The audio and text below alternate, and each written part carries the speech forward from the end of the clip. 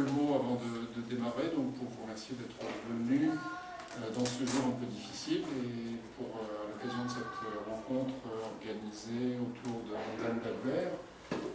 Cette rencontre a une histoire qui remonte à Anne d'Albert elle-même et à son décès. Et pour ce qui concerne ce qui se passe ici, qui est relié à l'amitié de Christine Piot et d'Anne d'Albert, qui a essayé avec Sylvie Dupuis, depuis son décès, d'organiser une forme de reconnaissance à son travail, enfin, en tout cas de souligner l'œuvre de sa vie et de saluer sa mémoire. Bon, ça a été jusqu'à présent assez compliqué à organiser et l'occasion de l'exposition ici a déclenché cette possibilité d'événement. Donc c'est un petit peu inhabituel qu'une exposition, disons, accueille une mémoire saluée à un critique d'art, mais c'est peut-être aussi un juste retour des choses. Donc Christine Piot va intervenir, va présenter la réunion et chaque personne qui participe ici et dont je remercie d'avoir accepté de témoigner sera présentée peut-être ou en tout cas invitée par Christine Piot. Voilà. Je vous laisserai peut-être vous présenter, mais donc Arnaud, merci d'accueillir cette réunion, cette rencontre qui nous permet à nous, les amis d'Anne d'Albert, à des titres divers.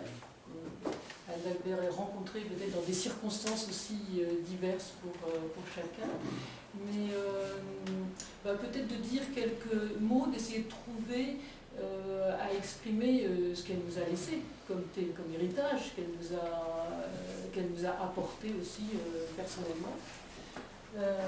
Alors, je ne sais pas, je n'ai pas peut-être l'habitude tellement, mais on va peut-être, je nomme donc Maki Xenakis, artiste, Jean Le Gac aussi, c'est sur qui Anne d'Albert a écrit une monographie, n'est-ce pas, Catherine Franklin, critique d'art. Hein, tu te présenteras mieux. C'est parfait, c'est parfait. Didier Semin aussi, historien de l'art, enseignant, imposteur. Ramon Tillo-Bellido,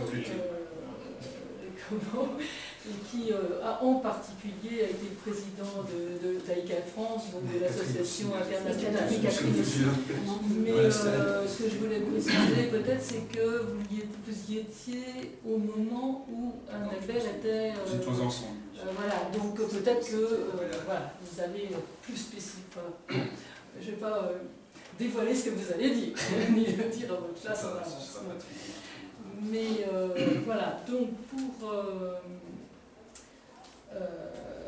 donc je vais dire un petit peu moi pourquoi je suis tellement contente que vous soyez là et que cette réunion puisse avoir lieu, c'est que Anne d'Albert a été très importante pour moi. Évidemment, elle m'a soutenue, je l'ai rencontrée en 1989 et je crois que pas seulement pour moi, mais elle a entretenu des amitiés profondes avec les artistes qu'elle a soutenus. Et selon moi, c'est cette amitié en fait qui fait la spécificité et la richesse de sa pratique de critique d'art. Et elle s'intéresse, elle souhaitait entretenir cette amitié, je pense, parce qu'elle s'intéressait aux personnes et elle s'intéressait à la vie aussi de ces personnes, je dirais un peu en son entier. Elle ne s'intéressait pas, elle s'intéressait à l'œuvre bien sûr, mais aussi à son contexte affectif. Alors, pour moi, en ce qui me concerne, elle m'a soutenue d'abord par le sérieux de son regard, c'est-à-dire que nous nous sommes rencontrés, elle a voulu regarder mon travail, Et elle m'a donné confiance par l'attention qu'elle y portait, évidemment. Et cette amitié a été favorisée, je dirais, par le fait que ses parents avaient une maison à une trentaine de kilomètres de mon premier atelier à la campagne. Et donc elle allait voir ses parents, elle se sentait liée à sa famille et elle aimait aussi la campagne. Et c'est elle qui m'a souligné l'importance en fait, de l'environnement pour développer une œuvre, un travail. Et je crois que j'en ai pris conscience grâce à elle. Et effectivement, quand j'ai eu ce premier atelier, je suis revenue à la peinture à l'huile, que je ne pratiquais plus depuis mes études aux Beaux-Arts. Et voilà, donc ça a été important. Et bon, nous discutions, évidemment, nous n'étions pas toujours d'accord. Et elle, à partir de 1999, j'ai choisi de donner pour titre à mes peintures, donc qui à partir de ce moment-là n'était plus de la peinture à l'huile, mais de la peinture à la tempera, mais de les appeler Clairs Allants. Et elle a beaucoup aimé ce titre. Mais à mesure que mon travail évoluait, changeait, régulièrement elle me titillait sur cette question du titre. Elle me disait « Mais alors Christine, est-ce que ce sont toujours des Clairs Allants ?»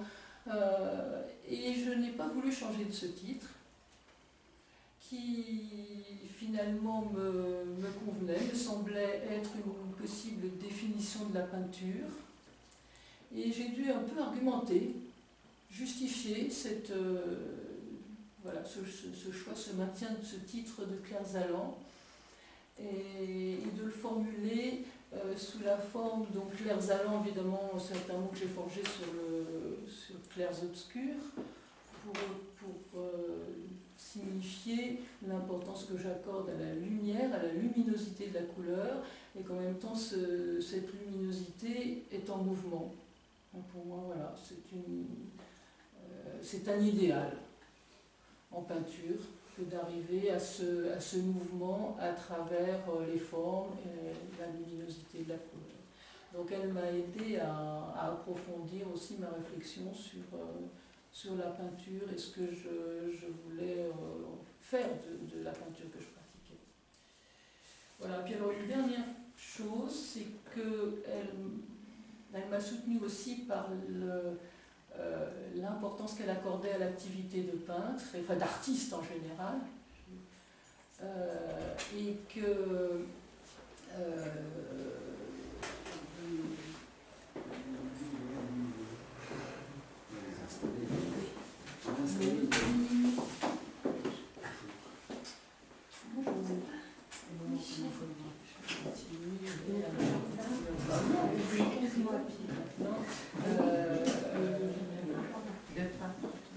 en fait, Anne jugeait les artistes, elle disait que c'était des héros, ce qui même me semblait excessif.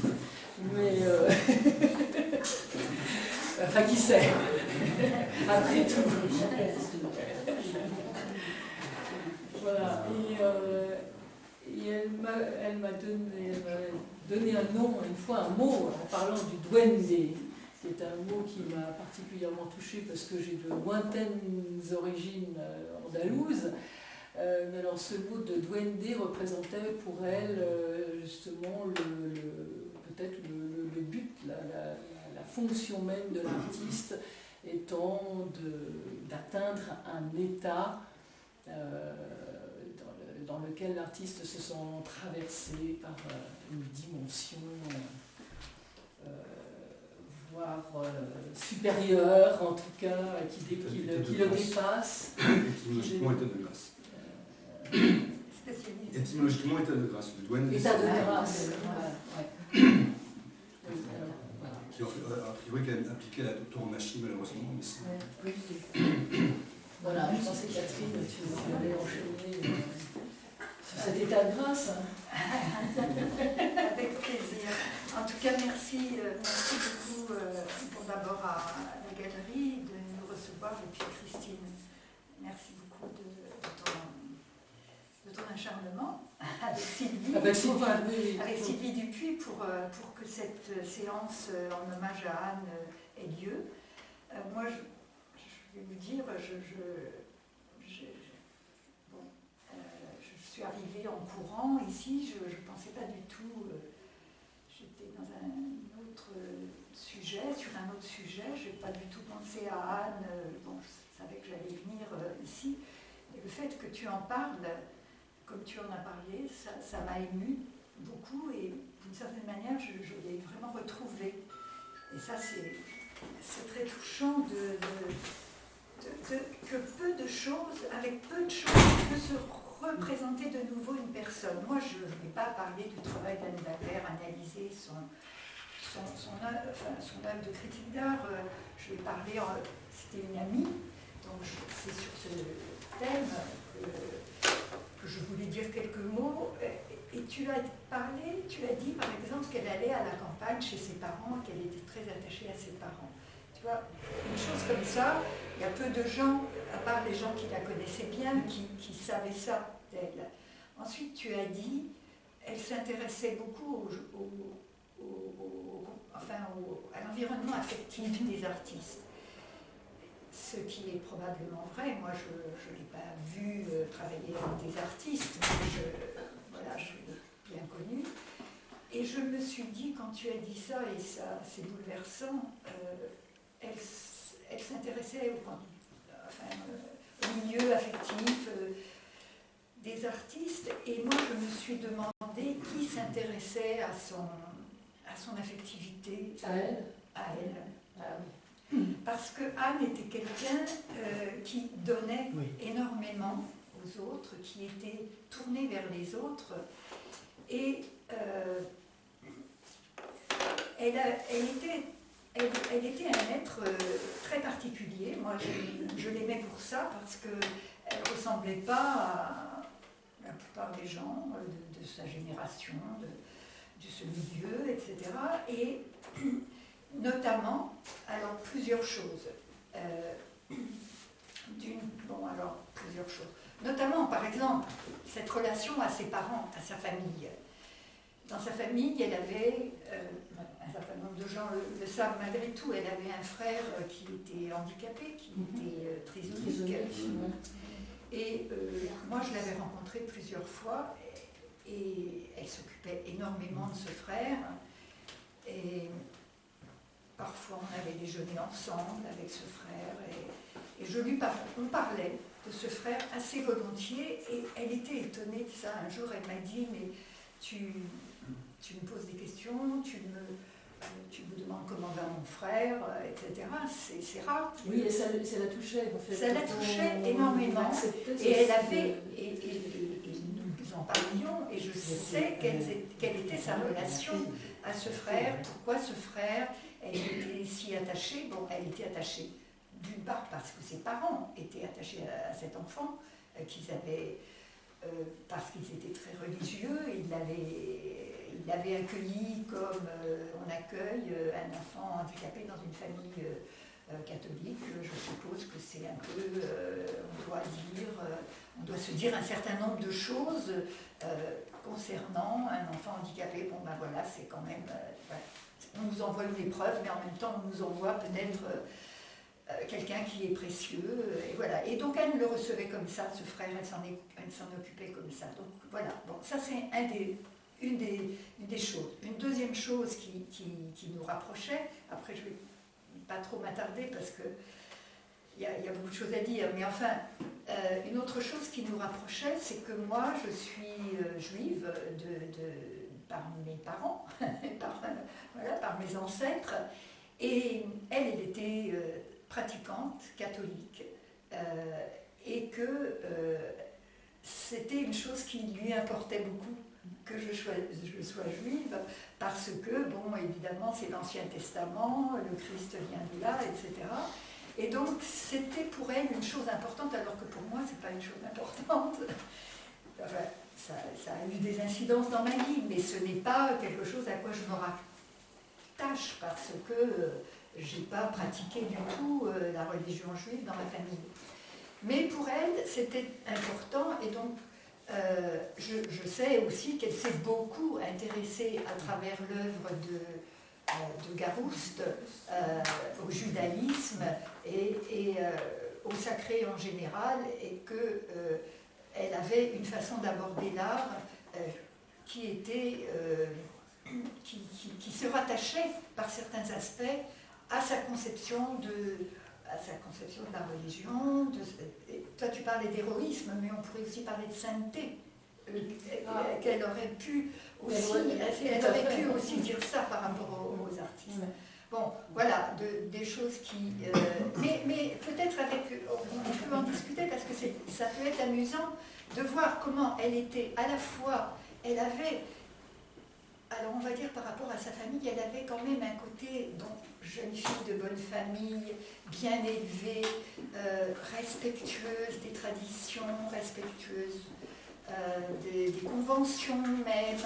Elle avait ce côté bien élevé et un peu propre sur elle. Ça, c'était très très bien parce que je voyageais beaucoup avec elle. C'était formidable de partager une chambre avec elle, c'était idéal. Parce qu'elle était vraiment tellement discrète et tellement agréable à vivre, ça c'était formidable. Mais aussi, elle avait aussi un côté rebelle. Et ça c'était aussi merveilleux. Parce qu'elle ne voulait pas penser comme tout le monde. Et quand tu racontes comment elle te contestait, ton évolution dans ton travail, les titres que tu donnais, etc., aussi parfois tout d'un coup elle ne voulait pas être d'accord. Mais juste parce que, pour ne pas être d'accord, parce que tout d'un coup, elle se disait, mais moi, peut-être que je peux dire autre chose. Pour relancer.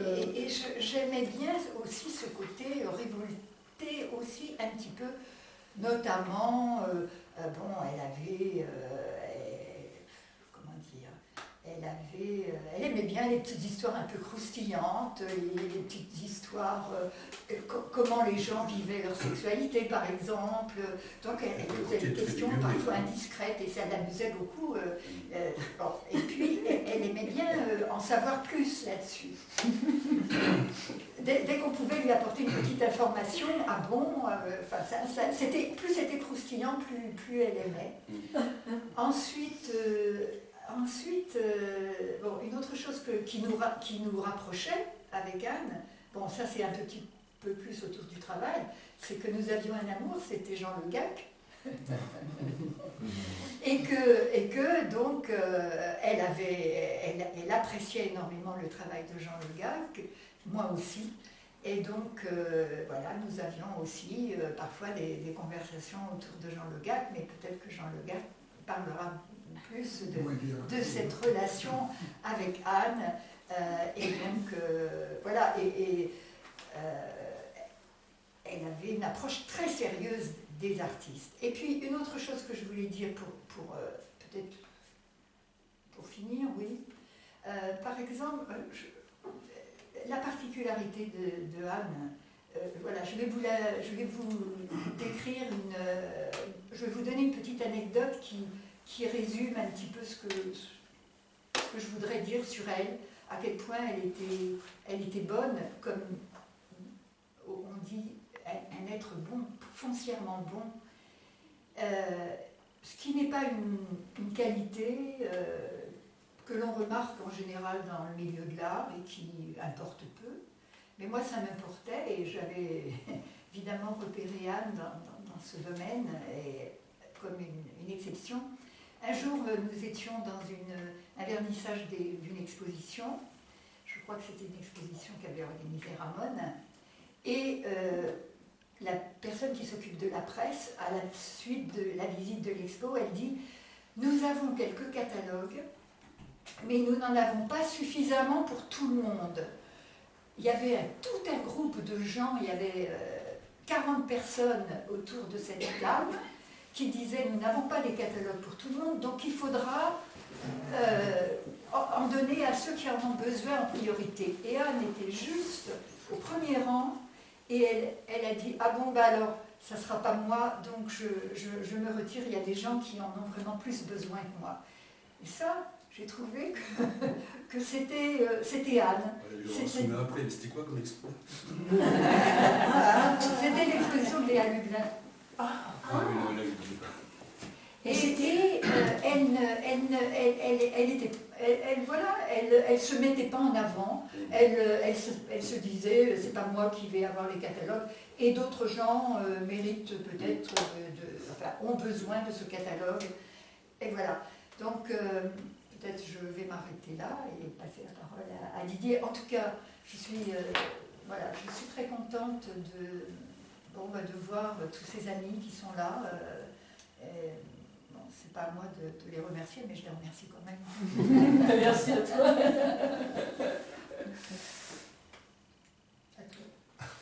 Alors, je suis un peu embêté parce que j'étais beaucoup moins lié à Anne que vous tous quand vous m'avez proposé de participer à cet hommage. Je me suis un peu posé la question parce que finalement je ne connaissais pas Anne si bien que ça. Je l'ai vue très souvent, notamment quand je suis entré à l'AECA, j'ai dû être élu en 88, avant de démissionner il y a une dizaine d'années. À ce moment-là, je l'ai vue souvent, mais je me souvenais de deux moments en particulier. Alors j'aurais pu tricher, j'aurais pu aller regarder mes agendas, retrouver les dates, et je me suis dit qu'il fallait que j'essaie d'être honnête avec ma mémoire. La première rencontre n'est pas vraiment à mon honneur, parce que c'était au Sable d'Olonne, je m'occupais du musée des Sables d'Olonne à ce moment-là. Ça devait être donc en 85 ou 86.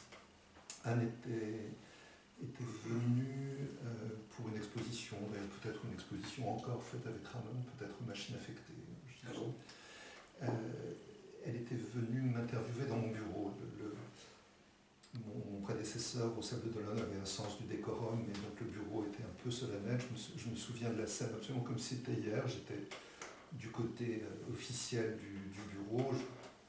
J'avais été très à l'aise dans ce rôle-là, et Anne était de l'autre côté. L'avantage des Sables d'Olonne, c'est que les expos avaient lieu l'été, que les gens se sentaient le droit d'être un peu plus décontractés que d'habitude, et Anne était une très jolie femme. Je me souviens parfaitement de sa robe marron avec des échancrures sur les manches, et grosso modo, je ne me souviens absolument plus de quoi on a parlé. Je me souviens parfaitement d'Anne, dont j'avais l'impression qu'elle aurait pu jouer dans un film de Romer. Elle avait cette grâce, ces yeux qui, de temps en temps, allaient d'un côté à l'autre. Donc voilà, malheureusement, je pense que j'ai surtout regardé Anne ce jour-là, et qu'elle m'a écouté. Alors je pourrais trouver le sujet de l'interview, ça a dû donner quelque chose, peut-être dans la presse, je ne sais pas. Ensuite, on s'est retrouvés à l'AICA, j'étais à ce moment-là au Centre Pompidou, puis j'ai quitté le Centre Pompidou pour entrer à l'école voisine de la galerie. J'y suis entré fin 98, et en 99-2000, j'avais décidé de consacrer une année entière à Harald Zeman pour les élèves. J'avais rencontré Harald Zeman, mais dans des conditions un peu particulières. Pour l'exposition Kurt Schwitters, j'étais chargé de dire à Harald Zeman, c'était pas vraiment de ma faute, mais c'était moi qui m'étais collé la corvée de dire à Harald Zeman que le texte qu'on lui avait commandé faisait doublon avec un autre texte qu'on avait commandé à quelqu'un d'autre.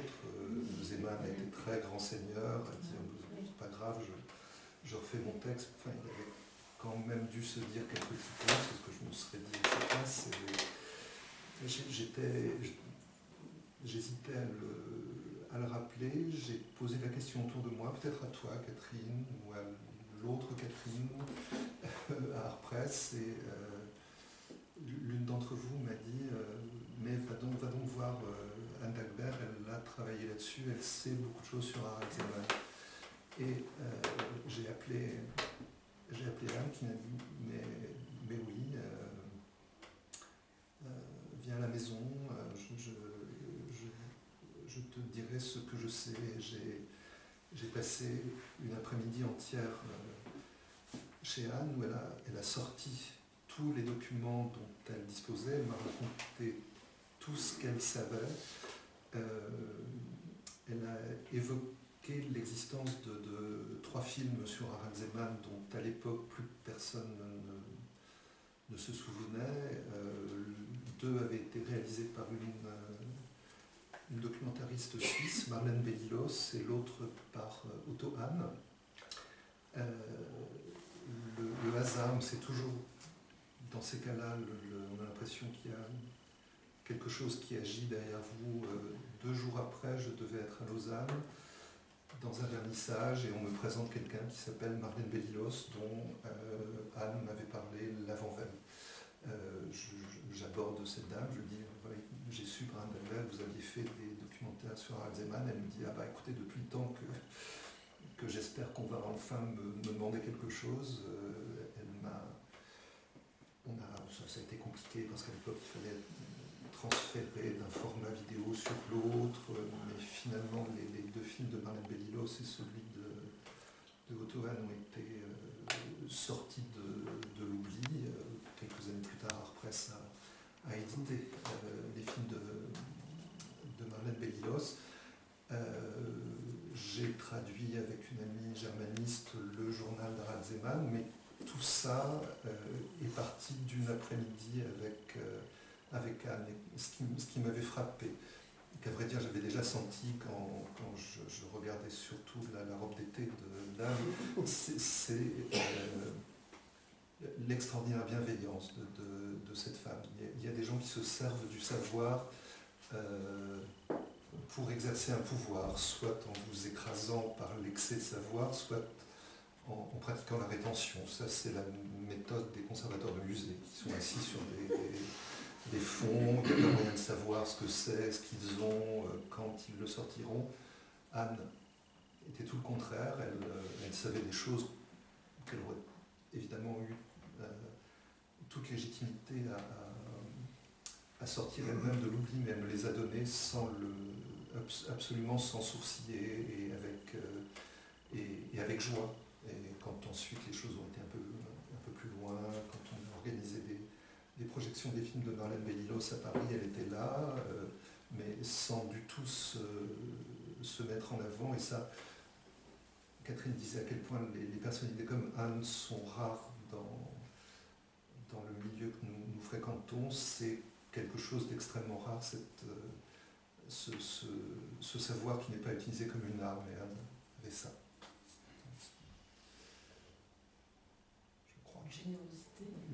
Une générosité, une bienveillance sans arrière-pensée et de jolies robes d'été, donc tout ça fait. C'est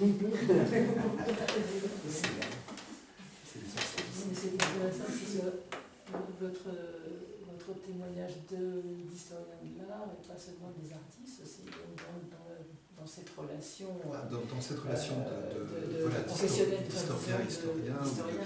critique à critique, il n'y avait pas le moindre esprit de concurrence. C'était très, très frappant. Et je ne prendrai rien à personne en disant que c'est rarissime.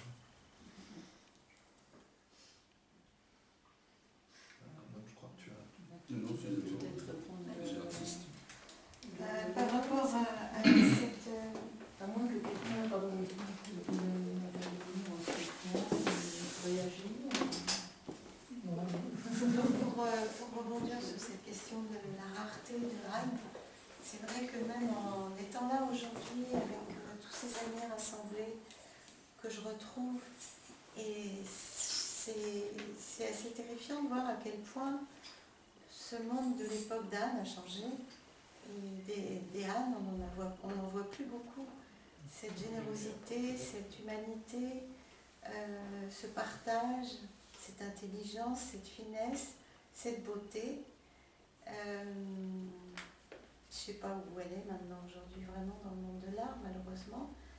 Mais j'ai encore espoir et je m'accroche. Mais c'est vrai que c'est terrible parce que c'est tout un monde comme ça qui est parti avec elle, avec d'autres qui sont partis aussi. Mais je ne vais pas vous faire pleurer, mais c'est vrai que c'est terrible de voir à quel point on ne se rend pas compte que ça change tous les jours, mais on croit qu'on est toujours dans le même temps, alors qu'en fait aujourd'hui ce moment me fait prendre conscience à quel point on a changé d'époque. Si tu veux que je raconte cette histoire de ma rencontre avec Anne qui t'avait fait rire, Bien sûr. pour ramener un peu de gaieté dans la chose, Tu as dit, c'est par partagé. rapport à la campagne, par rapport à sa famille. Moi j'ai rencontré Anne une première fois, je ne sais plus en quelle année c'était, dans les années 80. C'était un vernissage d'Anne de Guel. Et puis le soir, je ne connaissais pas grand monde, mais comme justement à l'époque, même quand on ne connaissait pas grand monde, on pouvait quand même se rencontrer et se faire inviter à boire un coup avec les autres qui se connaissaient mieux. Je me suis retrouvée à dîner en face d'Anne après ce vernissage. Donc on ne se connaissait pas, j'ai fini par comprendre qu'elle était critique d'art, je ne la connaissais pas non plus, je connaissais son nom dans Art Press.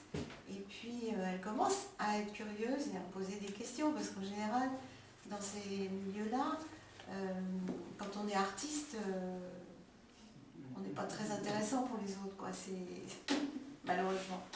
Et donc elle posait des questions, elle me disait, vous êtes artiste, qu'est-ce que vous faites, et où vous habitez, et tout ça. Alors je trouvais ça curieux, quoi, qu'elle s'intéresse à moi. Donc on continue à se parler. Et puis je ne sais plus comment, on était dans le week-end et elle me dit, je lui parle d'une autre exposition, elle me dit, non, moi je ne peux pas parce que le week-end je pars toujours à la campagne. Et je ne sais pas ce qui me prend. Je lui dis, mais où? Et elle me dit, à la campagne. Et je ne sais pas pourquoi j'insiste. Et elle me dit, mais elle s'énerve en me disant, c'est près de Dreux. Je lui dis, mais où près de Dreux? Et là, elle commençait vraiment à se dire, elle est chiante celle-là, pourquoi elle me pose des questions, c'est ridicule. Elle me dit, mais c'est un petit village à côté de Dreux, vous ne connaissez pas. Et je lui dis, mais comment ça s'appelle? Et excédée, elle me dit, ça s'appelle Lillier-l'Évêque. Je lui dis, oui, je connais, moi aussi, j'y vais. Et je ne sais pas pourquoi, parfois j'ai des instincts comme ça, j'aurais pas assisté, mais je sentais que ça pouvait être le lien. Et elle me dit, ça c'est incroyable. Je lui dis, mais moi aussi j'y vais ce week-end. Et elle me dit, alors voyons-nous. Et comme ça on s'est vus, j'ai été invitée chez elle à cette campagne. J'ai vu ses parents, j'ai vu son frère. Et puis effectivement on était à 2 pas, donc on s'est vus le week-end quand on y allait ensemble. Elle m'a présenté Gérard et Elisabeth Garros qui étaient juste à côté. Et cette espèce de lien comme ça, en plus lié à sa campagne, à sa famille et à la nature, qu'elle aimait beaucoup, a fait qu'on est devenus plus rapidement amis, proches et indépendamment du milieu de l'art, quoi. Donc après, elle est venue à mon atelier, elle a écrit des très belles choses sur moi, elle m'a présenté beaucoup d'amis artistes, et grâce à elle, j'ai pu rencontrer les couturiers et d'autres. Donc c'est vrai que c'était quelqu'un d'extrêmement, en plus, effectivement, très fin, très singulière par rapport aux gens qu'on peut rencontrer dans ce milieu-là, très curieuse de l'autre et toujours... La seule fois où on s'est un tout petit peu disputé, ça me revient comme ça, c'est qu'on aimait beaucoup aller voir les expositions ensemble, indépendamment des vernissages. Et donc, de temps en temps, on s'appelait, puis on se disait, tiens, on n'a pas vu cette expo, allons-y, et on y va.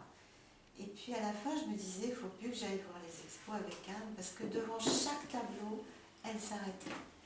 Et elle passait des heures devant chaque tableau. Et moi, j'allais vers celui qui m'intéressait, et puis il y en a qui ne m'intéressaient pas, donc j'avançais. Puis je lui dis, Anne, c'est bon, là, tu l'as bien vu, ce tableau. Et elle me disait, mais non, pourquoi tu dis ça? C'est très intéressant. Et elle m'a fait comprendre à ce moment-là, puis elle s'énervait autant après moi que moi je m'énervais après elle, parce qu'elle trouvait que j'allais trop vite et moi je trouvais qu'elle allait trop lentement.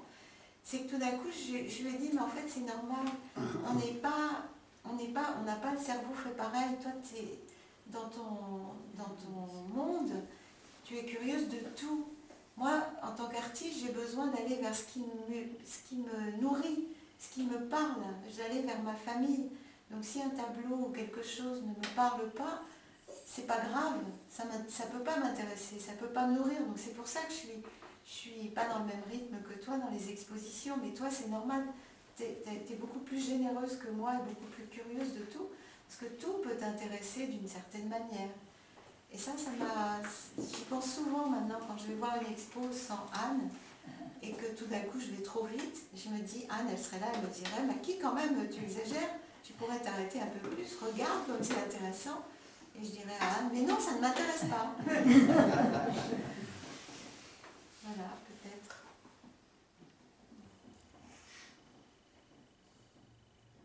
Je peux en dire d'autres. Hein, Ça va être à votre tour. Oui, parmi les différentes images que j'ai d'Anne, il y en a une qui me vient à l'esprit. Nous la connaissions, Jacqueline et moi, depuis quelque temps déjà, et elle avait compris que nous n'étions jamais allés à la closerie des Lilas. Alors elle nous a invités, d'ailleurs c'était une journée comme aujourd'hui, ensoleillée, très belle, comme ça. On était au milieu des Troènes, ainsi de suite. Au-dessus de nous, il y avait sans doute la fenêtre où Aragon invectivait les clients de l'époque, avec le chorus des surréalistes qui devaient donner de la voix. J'avais été si intéressé par cette invitation que je m'étais soigné sur le plan vestimentaire. J'avais fait des recherches, vraiment. Je peux vous dire, hein, je ressemblais peut-être à un sapin décoré, mais enfin, j'avais mis, comme il faisait très beau, j'avais mis un pantalon clair, une chemise violet, pas d'évêque, il m'a dit, violet de chasuble, et dessus des bretelles bleues, marine foncée avec des pois. Enfin, je me trouvais bien. Hein, vous savez, les timides, c'est ce qu'il faut que nous fassions, parce que au moins quand on vous regarde, vous savez pourquoi, donc ça ne pose aucun problème psychologique. Bon, c'était très très agréable. Et je l'ai découvert à cette occasion qu'Anne avait suivi, mais de très près, ce que nous faisions. Parce que pendant ces quelques années, je considère que je n'étais pas totalement autonome.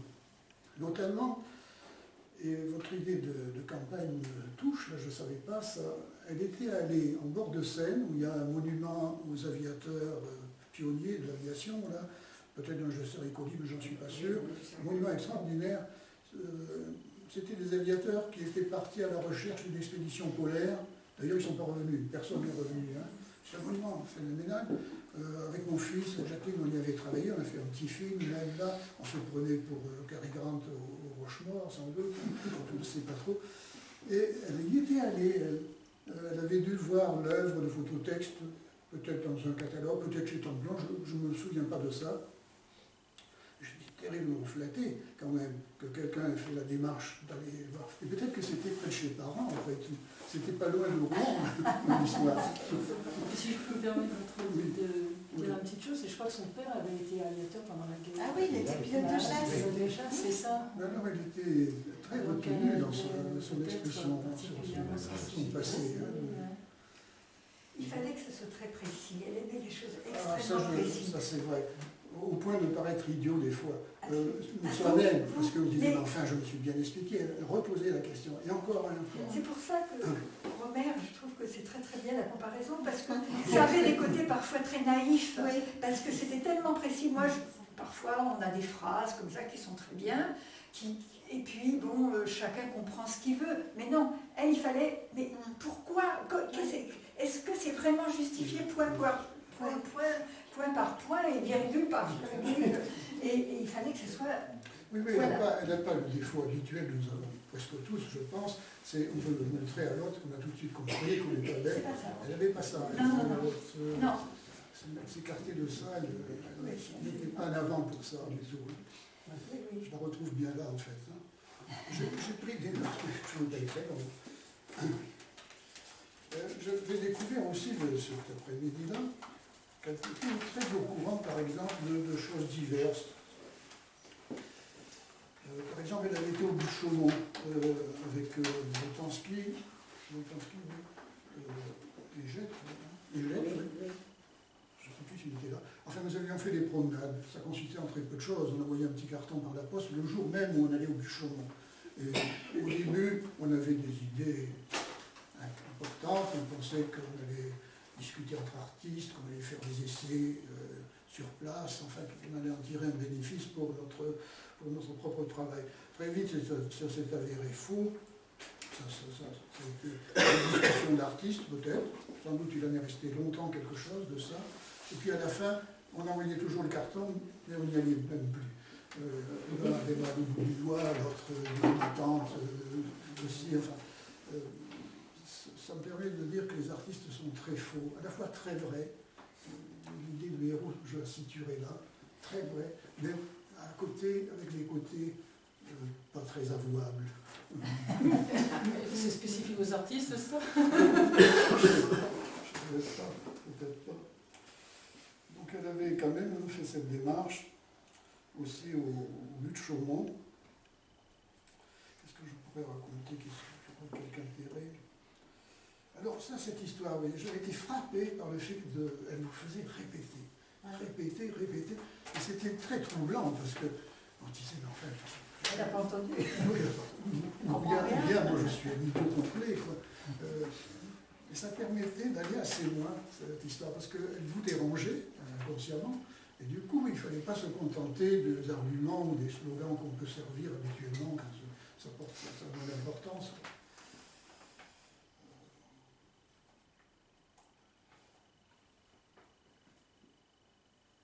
Qu'est-ce que je pourrais dire? J'y songe seulement maintenant. On avait été invité à la Biennale des Jeunes dans la partie travaux d'équipe. Il y avait Gilles Pan, Boltanski et moi. Et on avait présenté un projet comme tout le monde. On a eu le prix à la fin, donc c'était le tout premier prix. Je ne me suis jamais demandé d'où il était venu ce prix, parce que je pensais que c'était normal, nous étions les meilleurs, que c'était comme ça, que tout le monde avait remarqué. Et je me dis maintenant que c'était pas ça en fait. Elle était la compagne de Boudaille, qui était le président des critiques d'art. Et Boudaille, il se trouve qu'il était, on dirait maintenant, le commissaire général de cette manifestation. J'imagine qu'elle devait le bassiner avec nos histoires qu'elle suivait de près, qu'elle voyait, et ça a dû peut-être, je n'en sais rien, ça peut-être jouer un rôle quand même. Comme quoi les femmes jouent un rôle, parfois même sans être apparentes, clairement. Plusieurs jurys, donc. C'est pour ça. Non, je crois que c'était votre valeur à vous. Peut-être. D'une part, merci Anne de le rappeler, mais en plus, c'est pas que Boudaille qui décidait, il y avait un jury, donc c'était. Oui. Ah oui. Non, mais, je pensais pas au niveau du jury, je pensais de l'utilité, les discussions que Dans lequel d'ailleurs Catherine, je crois déjà. Je la connaissais quand elle était avec Boudaille. Non, mais pas. Dans le jury en question, dans cette biennale-là, je crois qu'il y avait. C'est la biennale de 71, c'est ça? Non, c'est 60. Non, c'est 71, c'était. Non, c'était pas 71. La Biennale, c'était 69. 69. Ça, c'est C'était 69. Je pense que c'était 69. Oui, c'est 69. Oui, parce que 71, c'était vous. C'était la campagne, justement. Ah non, là, c'était. Non, mais 71, C'était la ville de Paris. C'était un essai. Oui, c'était un essai. 71, c'était un essai. Alors que là, c'était au centre Georges Pompidou. Enfin, c'était au Non. musée d'art moderne. Puisque C'est le au musée d'art moderne. musée C'était et au musée d'art la terre dans les moderne, ascenseurs. oui, bien sûr. Donc, ça pour répéter, au fond, combien elle était discrète, en fait, dans ses actions, peut-être majeures, je ne sais pas, enfin, les artistes. Qu'est-ce que je peux dire? Elle m'avait parlé avec beaucoup d'émotion de sa visite à un appartement que nous avions activé d'une certaine manière, rue Rémy du Moncey. Il s'agissait d'un tout petit appartement, pas très beau, juste repeint blanchi plutôt que repeint en blanc. Et je pense que ça appartenait à la famille de Boltanski, qui venait de l'acquérir. Ça, je ne l'ai jamais su, vraiment. Et c'était vide. Et dans cet entre-deux, nous avions envoyé des invitations, comme on était très actifs sur ce plan-là. L'invitation consistait en des clés.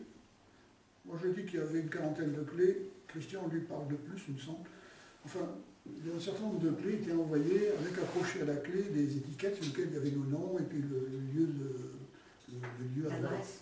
Et elle m'avait raconté, et je trouvais ça très vrai, parce que moi-même je pensais que ça pouvait fonctionner comme ça, sa peur un peu dans l'escalier de monter vers cet appartement que rien ne signalait spécialement, il n'y a aucune marque, aucun écriteau. Son idée de d'effraction, même en ouvrant avec sa clé personnelle, ne sachant pas ce qu'elle allait trouver derrière. Et puis après, il n'y avait rien, nous n'étions pas là. Il n'y avait pas foule, vous savez, pour voir ce type de choses.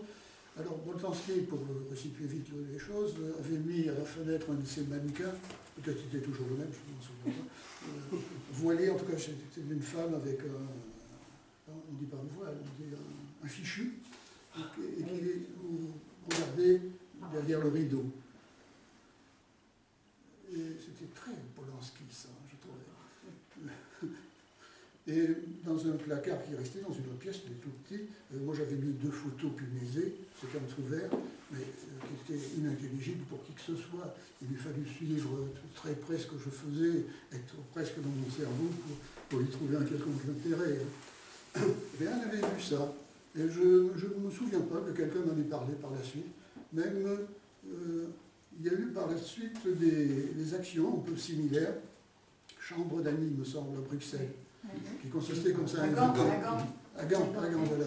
Et moi j'étais furieux un peu parce que je disais, enfin, on l'avait fait. C'était pas le même contexte. Il y a des choses dans des chambres. Je trouve qu'elle était plus vraie avec notre histoire. Parce que, mais moins moyen aussi. Oui, mais peut-être que c'est une bonne chose pour l'art, ça. Voilà, je pourrais dire beaucoup de choses. En vous entendant les uns et les autres, je me rends compte que d'une certaine manière, j'ai raté Anne. Je n'ai pas compris sa profondeur. Je suis resté superficiel, vraiment. Mais ça, c'est la vie d'artiste. Je ne mettrai ça pas sur le compte personnel, mais sur la vie d'artiste. Vous êtes ballotté tout le temps. Vous ne faites pas ce que vous voulez, contrairement à ce que beaucoup de gens imaginent. Une fois, on vous propose ça, et puis vous prenez, vous n'avez rien d'autre. Une fois, on vous amène là, parce qu'il y a une raison pécuniaire qui n'est pas à négliger. Moi, je crois avoir passé une bonne partie de ma vie à faire ce que les autres voulaient de moi, et pour moi d'eux. Mais qu'est-ce que j'aurais fait sans eux? Voilà pour Anne, enfin, il y a beaucoup de choses à dire. C'est intéressant en tout cas votre travail, à un moment donné aussi où elle s'intéressait justement au récit. Oui, ça très fort. Il y a quelque sa chose monographie. C'est ça, ouais. Enfin, moi j'ai lu la monographie, c'est pour ça que Quelqu'un a dit ça d'ailleurs, qu'elle s'intéresse, c'est vous Catherine, qu'elle s'intéresse aux êtres. Oui, parce que, c'est ça. Parce que nous sommes, parce que nous sommes profondément l'art de tout ceci. C'est-à-dire ce qu'elle voyait des artistes dans leur travail, c'était l'artiste, c'était la personne. Et donc tout ce qu'elle pouvait amasser comme information sur cet artiste, c'était une personne qu'elle construisait et à laquelle elle s'intéressait. C'était pas un travail abstrait, c'était pas une toile, une peinture, une sculpture. C'était un être humain qui était... Et ça va très loin, parce que si j'ai raison, parce que je pense que c'est une petite chose qui est la suivante. Je pense que les artistes sont faits par les autres. C'est pas nous qui apportons des choses nouvelles. C'est les autres qui peut-être se trompent sur ce que nous faisons, ou peut-être devinent, anticipent ce que l'artiste va faire. Et Anne était dans ce rôle-là, sans doute majeur, en fait. Je ne sais pas. On pense elle ne faisait pas technicienne, elle faisait pas technicienne de l'art. Elle n'était pas technicienne dans le sens, elle ne cherchait pas à... en tout cas, ce qui concerne... Peut-être avait-elle cet arrière-pays, mais ça, j'en sais rien. Elle ne rattachait pas dans l'histoire de l'art d'une manière, peut-être, je ne crois pas non plus, peut-être d'autres. Non, mais c'est vrai qu'elle était assez à contre-courant, parce que c'est vrai que, surtout aujourd'hui, c'est encore plus qu'avant, mais le nombre de gens de l'art qui disent je m'intéresse à l'homme et pas à l'homme, ou à la femme, c'est un discours politiquement correct aujourd'hui. Et c'est vrai que souvent des gens le disent. Et non, vous n'êtes pas d'accord? C'est une posture. Non, mais je pense que c'est un autre débat, donc je crois que c'est surtout la situation globalement qui a changé, donc c'est tout à fait autre chose. Mais c'est vrai que... On ne va pas se lancer dans des discussions à ce niveau-là, mais Non, mais par rapport J'avais à fait une Anne, conférence qui s'appelait la coupure épistémologique. Je crois qu'on parle plus de la même chose. Quoi. Le nom qu'on donne à l'art, mais celui qu'on est, ça fait 40 ans, 30 ans, donc là c'est plus profond que ça malheureusement. Quoi. Il y a un moment, il y a un changement radical quelque part. Depuis combien de temps vous jugez? Depuis le postmoderne, c'est comme ça, c'est un élan s'affichant. C'est quoi, les années 90? Oui, 80, 80. c'est-à-dire que c'est de plus en plus cette idée que. Mais c'est pas la même chose. Je comprends pas. Si vous voulez, ça fait tellement la société entière, mais on va s'en on parle de l'âge. La société entière est totalement en train de changer de nature. Donc effectivement, même les mots qu'on emploie n'ont plus la même signification au niveau conceptuel que ça fait 30-40 ans en arrière. Effectivement, on les utilise toujours parce qu'on ne va pas les réinventer, ou leur telle invention d'ailleurs, d'autres sociétés, quoi. Éventuellement par la chinoise d'ailleurs, qui un jour, dans peu de temps, risque de prendre le pouvoir quelque part partout. Quoi. Voilà, donc on est là-dedans. Il n'y a pas 3 degrés. On est dans une situation où on appelle une confusion extrême. Oui, non, mais on est donc d'accord. Oui, donc effectivement, ce que vous dites par rapport à l'art ne fait que en fait, malheureusement, illustrer, ce changement, et non pas, par contre, c'est pas du tout que la relation à l'art, que les gens sont bien différents, quoi que ce soit, ou que les artistes, que les gens qui regardent l'œuvre ou pas l'artiste. Ça, c'est un peu le côté Warhol, quoi.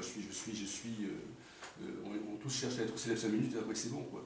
Mais c'est pas vrai, c'est le tout qui a changé. Mais alors, pour revenir à Anne, peut-être justement, a-t-elle pour vous une place particulière dans sa démarche? Pour moi, Anne a beaucoup de place particulière. De sa façon, justement, de... Mais en fait, c'était... Enfin bon... si vous voulez, je prends la parole, ça m'est égal, mais pour s'anticiper, je pense qu'une des choses qui était dont je pouvais effectivement discuter avec Anne et avec d'autres, qui sont ici présents et puis d'autres, c'est effectivement ces problèmes-là.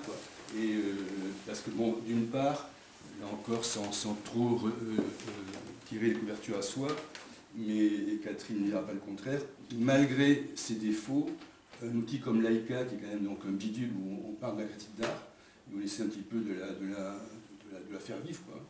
Il y a des discours, enfin en tout cas des thématiques comme ça qui se soulèvent, qui sont exprimées, qui sont échangées, etc. Sinon ça ne servira à rien. Alors, on les fait plus ou moins bien, c'est pas le problème.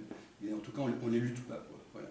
Et donc effectivement, avec Anne, en tout cas, comme le temps où moi j'étais président de l'AICA France, et ensuite donc, j'étais dans l'international, mais avec Anne, c'était quelqu'un avec qui effectivement on pouvait franchement, quand je dis franchement, c'est un peu comme tout ce que nous disons, ouvertement,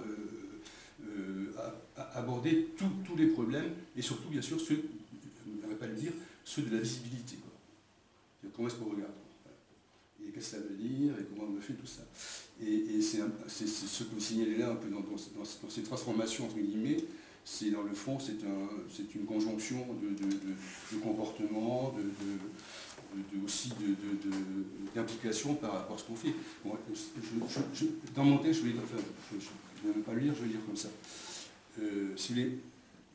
Il est évident que, en ce qui me concerne, la relation que j'ai eue avec Anne Dagbert n'est pas du tout la même qu'avec celle qu'on peut avoir, Catherine, etc. C'était une amie, mais c'est pas au même niveau que Catherine, bien sûr. La relation que moi j'ai eue avec elle, c'était surtout et avant tout, c'est presque une relation professionnelle.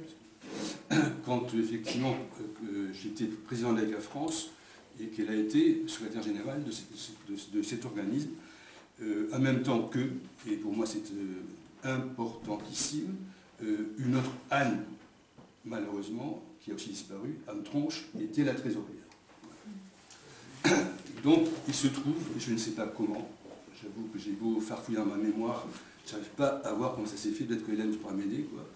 Il se trouve quand je suis devenu président de l'AICA, donc, parce que j'étais président par intérim, puisque Jacques Lénart, qui avait cette fonction-là, a été nommé président international, et donc on m'a fourgué, des guillemets, quoi, président de l'AICA France pendant un certain temps, puis après j'ai été élu président de l'AICA France. Donc, je crois que ça a été un an, un truc comme ça, je ne me souviens plus, peu importe. Donc, j'imagine que pendant ce temps-là, c'était toi, en tant que secrétaire général, qui me tenais les coudées, quoi, parce que le temps que... Non, parce que moi j'étais déjà à l'international. Et donc Anne a été de suite nommée... Absolument. Bon, donc voilà, pour moi c'est un point d'interrogation, enfin les deux Anne, hein, comme ça, je ne sais pas où c'est venu. Et a priori, évidemment, Anne Tronche, je la connaissais davantage parce que bon, j'ai travaillé à la DAP, on a pu se croiser et tout ça. Anne Dagbert, je dois avouer que quand donc c'était en 89, je ne la connaissais pas beaucoup. Je la connaissais par ces textes que j'estimais au plus haut point, les comptes rendus que faisait dans la presse, qui étaient mais alors, un monument, effectivement, de critique. Avec tout ce que vous avez dit par rapport à la précision, par rapport à la recherche de détails, l'intérêt pour tout un tas de choses qui peuvent sembler disparates, etc. Mais rien ne passait sous, si je peux dire, son regard, tout type d'esthétique qui passait, etc. Donc effectivement, je trouvais ça, enfin bon, là encore, pour moi, c'est, disons, en tout cas dans ces années-là, et jusqu'à un certain point, c'est un des aspects de la critique d'art, c'est effectivement, je le dis très franchement, c'est de s'autoriser, avec toute la permissivité que donne ce titre qu'on s'octroie de critique d'art, c'est de s'autoriser à juger un événement. Et donc, effectivement, Anne, quelque part, dans ses comptes rendus, dans la presse, enfin, un petit peu dans le Art Forum, c'était beaucoup Non, plus... c'était Art in America. Comment? Je crois que c'était Art in America. Art in America, pardon. Mais c'était beaucoup plus dans la presse, il y en avait tout le temps. Enfin, bon, Non. je te l'apprends pas, c'était... Il y avait plusieurs pages de... Mais elle a écrit des articles aussi. Oui, je s'entends bien, mais quand je dis article, c'est des comptes rendus. Et c'était quelqu'un qui, pour moi, était une des meilleures, alors je ne vais pas me donner de médaille, je m'en fous, quoi, mais une des meilleures, c'était quand même aussi dedans, Catherine, je ne vais pas non plus te mettre de beauté, mais une des meilleures, si je peux dire, critiques d'art dans les années donc, 80. Donc comment est-ce qu'elle est devenue la secrétaire avec moi? Je n'en sais rien. J'imagine que j'ai été très bien conseillé, parce que je ne la connaissais pas, très peu. Autant, effectivement, je répète, Anne Tronche a été, de suite, j'ai demandé, Anne Tronche, tu peux venir, la trésorière, elle me dit, oui, je suis nul en calcul, je dis, c'est pas grave, moi aussi. Donc comme ça, c'était très clair. Et heureusement, d'ailleurs, c'était Anne Dagbert qui faisait en fait les comptes pour l'AICA. Donc Anne Tronche, avec son savoir-faire, n'avait qu'à rapporter, si je peux dire, le compte rendu de la trésorerie. C'était très beau comme exercice. Et voilà, donc en fait, là je vais quand même trouver quelques notes parce que je ne sais pas tout dire, quoi. C'est donc je vais quand même dire ça, c'est absolument stupide, mais bon. Quand j'ai su que Anne Dagbert donc, est morte, ça a été, je ne suis pas le seul, mais ça a été terrible pour moi.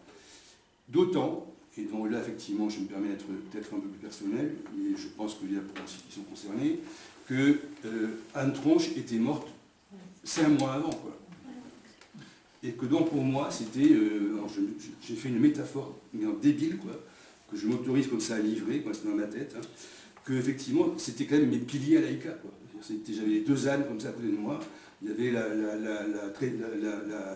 c'est vrai, la secrétaire et la trésorière, quoi. Et c'était bon, c'était deux femmes exceptionnelles, elles étaient effectivement intelligentes, brassées, belles, et en plus, elles représentaient un petit peu donc, ces deux versants de la critique. C'est donc autant donc, Anne Dagbert était un peu ce que je viens de dire, quelqu'un qui pouvait toucher à tout, autant, bien que l'un n'empêche pas l'autre, Anne Tronche était, on le savait déjà depuis longtemps, quelqu'un d'engagé, au sens le plus générique de ce terme, qui avait opté depuis très tôt pour une certaine esthétique figurative, politisée et tout, qui un peu restait dans ce rayon-là. Et je trouve que c'est magnifique d'avoir comme ça ces deux balanciers à côté de moi. Et on avait tous les trois, avec d'autres, des discussions phénoménales. J'étais hyper épaulé. Je mets un bol, mais énorme. C'était terrible, quoi. Et donc, quand tous les deux ont disparu, donc la métaphore, vous avez le droit de me taper dessus, mais c'est... j'ai dit un truc du style, hein, ou alors comprenne qui pourra, hein, et vous pouvez l'interpréter comme cela vous sied. Donc, la métaphore de la sécurité, c'est, je me suis dit, je me sentais un peu comme le Christ en croix, 2 points, que ces deux larronnes avaient abandonné. Effectivement, j'étais totalement paumé. Mais qu'est-ce qu'elles m'ont fait là? C'est pas possible. Donc c'est à coup sur coup. Et c'est vrai que je suis quand même resté assez abasourdi, bon, enfin je suis toujours d'ailleurs, mais parce qu'effectivement, pour moi, c'était 2 piliers, quoi. Et en plus de ça, c'était beaucoup plus. C'était 2 personnes qui avaient une personnalité, qui avaient une reconnaissance, qui plus ou moins tout le monde déjà une notoriété, alors que moi j'étais un gars de bureau qui arrivait là. Et en plus ou moins par rapport à ma vie propre, personnelle et tout, j'ai toujours eu l'impression que j'étais un peu la pièce rapportée qui était là par hasard. Donc effectivement, mais c'est pas grave, c'est moi, ça c'est. Donc effectivement, elles m'ont beaucoup aidé, c'est évident. Donc pour en rester plus précisément sur donc Anne d'Albert, bien que je ne peux pas trop dissocier les deux, pour moi, dans ma tête. Les deux sont, je peux les dissocier après, bien sûr, au niveau des anecdotes, mais elles sont quand même très liées à la vie de Laïka. Donc c'est là que je les ai connues, toutes les deux, et que j'ai beaucoup connu Anne d'Albert. Même si après, une fois que donc j'ai dû laisser la présidence de Laïka pour la laisser à Catherine, j'ai continué à voir Anne très souvent, les deux d'ailleurs, et que Anne, les deux, mais surtout Anne d'Albert, m'invitait chez elle pour boire un très bon café et discuter du lard et du cochon. C'est heureusement vrai, quoi. Mais disons qu'en fait, le moment principal, c'était le moment où on a travaillé ensemble. Ça, c'est bon, c'est comme ça.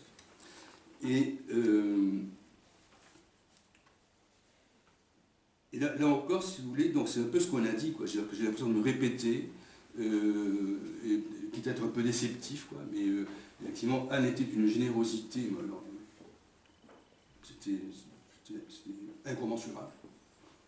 Elle était toujours présente. Elle en faisait plus que ce que... Enfin, sur le poste secrétaire général est très flou comme attribution, surtout au sein d'une institution comme Laïka, qui déjà elle-même est floue. Donc là, c'est une espèce comme ça de truc.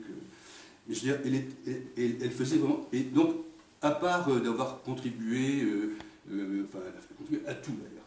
Donc, d'avoir contribué à tout ce qu'on a pu faire, qui était un peu dans le plus clinquant, quoi. Des voyages d'études à Dijon, à Sivière, on était allé à Morlaix quand il y avait l'expo sur Estanie, on est allé à Rennes plusieurs fois, etc. On a plus ou moins, avec la contribution des archives académiques d'art, on avait fait donc un séminaire avec Didier, Elisabeth, moi, à Rennes, où déjà c'est Laïka qui était intervenu en partie, bon, etc. etc. Jusqu'au congrès qu'on met en place à Rennes aussi en 1996, donc le congrès donc, international de Laïka qui avait été mis en place par Laïka France, où bien sûr donc, enfin, elle n'a pas été seule à travailler, mais Anne a été d'un support incommensurable encore. Et à côté de ça, tout ce qui aussi concernait, parce que c'était un peu aussi ce que j'avais mis en place quand j'avais été élu comme directeur, concernait, si je peux dire, le moins visible, quoi, de ce type de bastringue, presque au niveau syndical, si je veux le nommer comme ça, quoi. Mais c'était fabuleux, quoi. Donc, autrement dit, on a réussi, et je pense que là les dates sont exactes, hein, à mettre en place tous les trois, Anne, enfin plus le bureau dans lequel Didier était présent, à mettre en place, c'est en tout cas la première fois que ça se fait comme ça, à mettre en place une espèce de barème de tarification pour donc, les prestations des critiques. Alors ça paraît comme ça totalement... ah bon, effectivement, Laïka n'est pas un syndicat, donc quand même. Donc Anne et moi, alors là, Anne D et moi, on est allé voir plusieurs syndicats, dont le syndicat du livre. Je leur ai dit, voilà, nous sommes des clampins qui effectivement sont critiques d'art, qui n'ont aucun statut légal, mais il y a quand même effectivement des gens qui travaillent, qui font du test, qui font tel et tel calibrage et tout. Donc comment ça peut se passer? Et on a eu des réponses, même si on disait, mais vous êtes totalement fou, vous n'arriverez jamais à faire le truc. Et elle, après toute seule, est allée voir d'autres syndicats, etc., etc. Et donc finalement, avec l'aide de quelques juristes, on a réussi à mettre ça en place. Et ensuite, elle, bon, là, c'est là, je trouve que ça renvoie effectivement à ces très beaux mots que vous avez utilisés.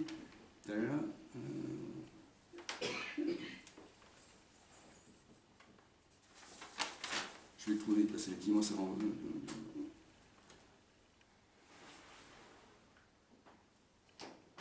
Oui, je dis bien, Anne a pris son bâton de pèlerin. Voilà.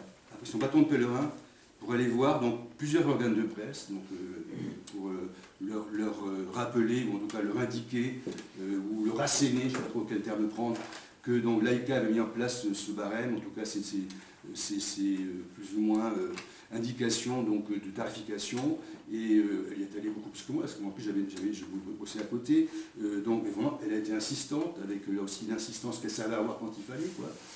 Je la saluais 20 fois pour ça. Elle est allée aussi d'ailleurs dans le même style d'implication, quoi. Elle est allée dans plusieurs musées, plusieurs centres d'art, plusieurs machins, pour rappeler quand même que la carte de l'AICA, c'était pas n'importe quoi, et qu'a priori, donc, ça devait nous autoriser à avoir la gratuité pour les expos, certains événements, voire tout simplement pour pénétrer dans ces institutions, bon, etc. Donc, moi, je le faisais de temps en temps quand je passais comme ça, mais elle l'a fait, mais c'est un peu ça aussi, Anne. C'était ce côté qu'on ne voit pas bien, mais qui était cette abnégation quelque part, qu'on a tous évoqué ici, qui effectivement était très, très présente, très, très suivie et tout, quoi. Et donc, c'est... Pardon ? Ténacité. Oui, ça va de pair, bien sûr. Et effectivement, là, il y a aussi, donc, pour rentrer dans les... je m'autorise à dire, c'est en cela que Anne était aussi, étymologiquement, alors, entre guillemets, adorable.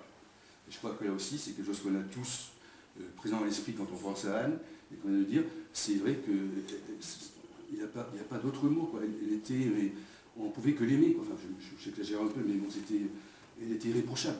C'était un truc, elle était d'une bonté, oui, aimable au sens étymologique aussi. Ouais. Et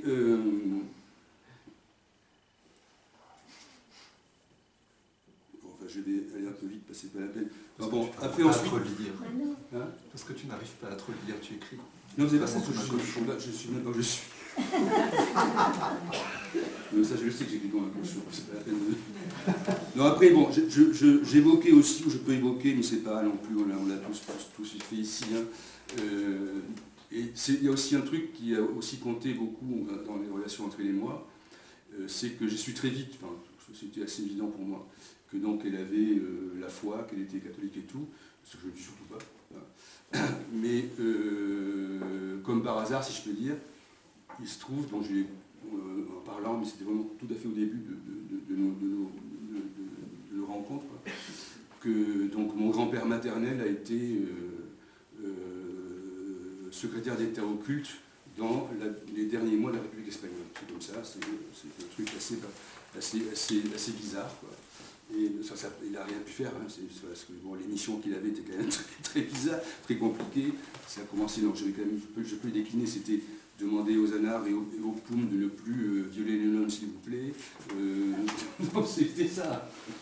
Ne pas trop casser les églises, et puis éventuellement restaurer donc, les trucs catholiques, protestants et pas trop, les juifs et islamiques, il y avait quand même beaucoup plus qu'on le pense en Espagne. Bon, rien de ça ne s'est fait, et il a dû partir, comme 500 000 autres, avec un fusil au dos, le 29 janvier 1939. Bon, peu importe. Et donc, des choses comme ça, effectivement, avec Anne, quoi, ça ne pouvait pas ne pas l'intéresser, quoi. Donc, on a parlé beaucoup. Ben, moi, j'ai une éducation chrétienne, mais en même temps, je crois en rien, quoi. Et elle avait aussi du mal, c'était très très beau, quoi, parce que, comme beaucoup de gens, elle avait beaucoup de mal à comprendre que donc, un hurluberlu comme moi, donc fils de réfugiés espagnols, donc a priori toujours rouge ou anard, ce qui d'ailleurs n'est pas faux, mais qui en même temps effectivement pouvait être chrétien quelque part, enfin pas moi je ne suis pas chrétien, mais dans mon éducation, comme tout ça pouvait fonctionner. Donc ça faisait comme ça des espèces de discours, enfin c'est très, très intéressant. Et quand elle parlait effectivement de sa foi, c'était pas non plus de la rigolade, quoi. C'était du vrai, quoi. C'était pas je fais semblant, quoi. Et donc ne serait-ce que ça aussi, bon, c'est un peu comme tout le reste, quoi. Quand je dis qu'elle était adorable et tout ça, c'est presque superfétatoire, mais les deux vont ensemble, quoi. C'était pas du bluff, quoi. Effectivement ça aide, quoi.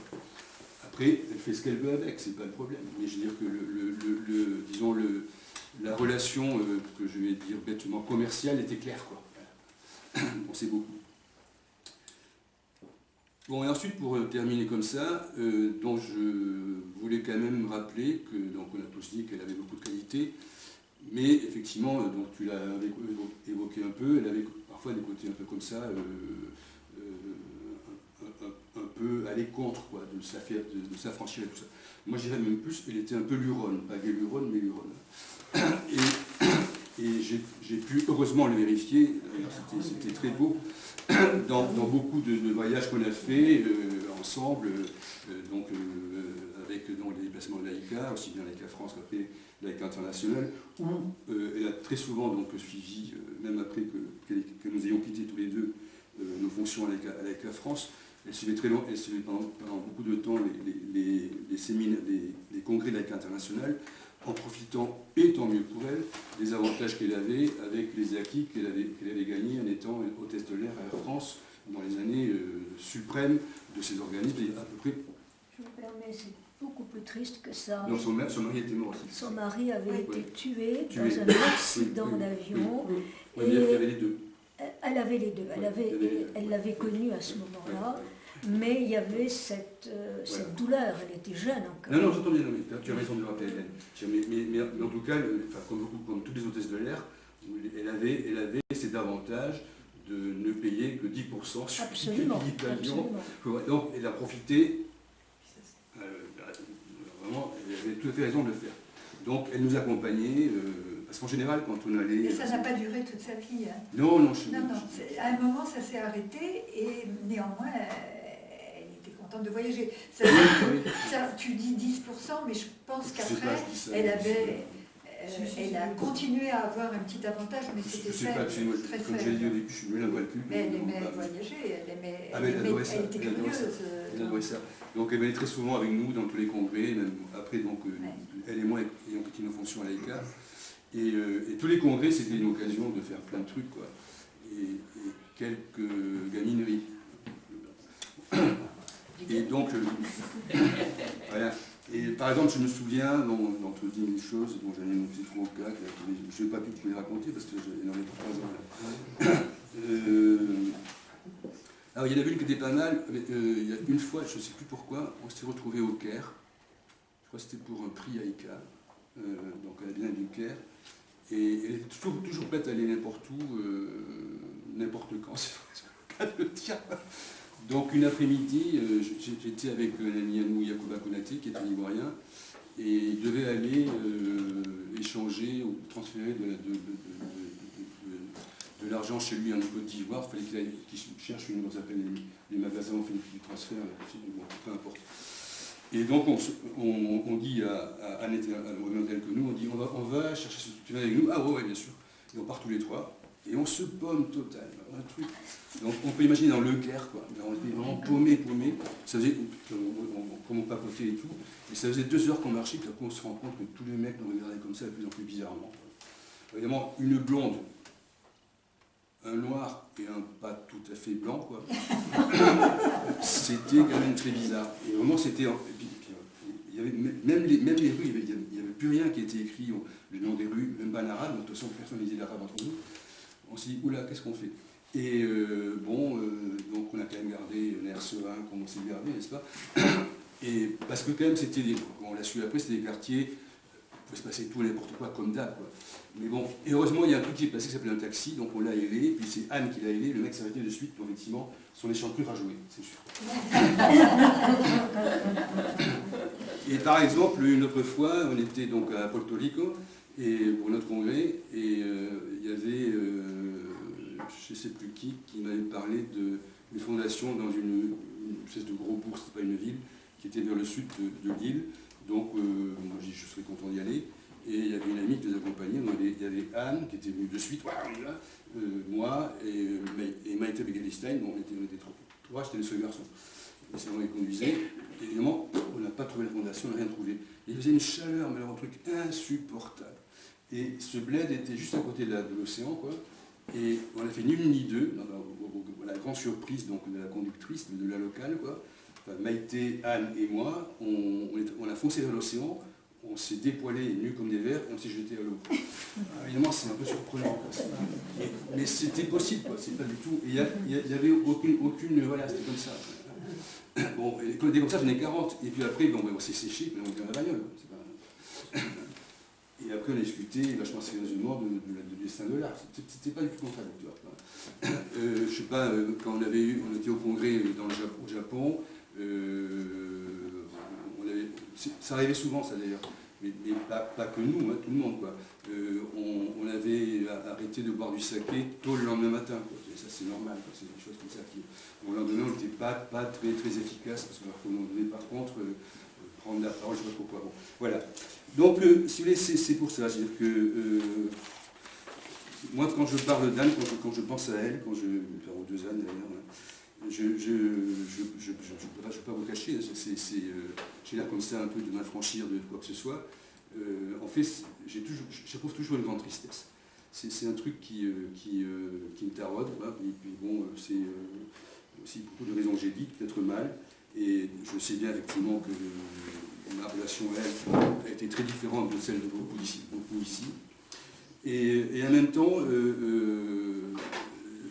j'arrête pas de me dire que j'ai quand même été vachement chanceux, quoi, d'avoir, pendant donc, le temps que je l'ai connu, où j'ai connu ces deux femmes, quoi, ces deux femmes avec moi, comme ça, qui étaient à côté de moi, et qui m'ont accompagné, qui m'ont, je sais pas, qui étaient des personnes, je sais pas, exceptionnelles, et que j'ai pu donc les connaître aussi près, aussi bien, quoi, je sais pas, c'est comme ça. Voilà.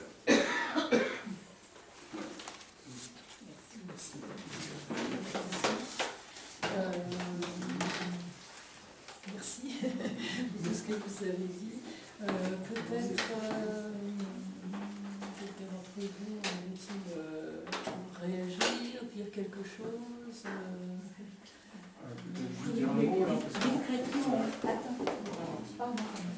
En fait, c'est aussi une histoire d'amitié très forte, parce que j'ai vu très très souvent Anne Dalbert au musée d'art moderne, où j'ai travaillé longtemps, mais elles se sont, et à l'Arc, et partout, je la voyais. Mais après, je l'ai rencontrée très très souvent, et je n'avais pas besoin de lui dire à bientôt. Le bientôt arrivait tout le temps, parce qu'elle avait aussi un esprit extrêmement curieux et extrêmement vif de tout ce qui était de l'art aussi, du théâtre, de la danse, de ça.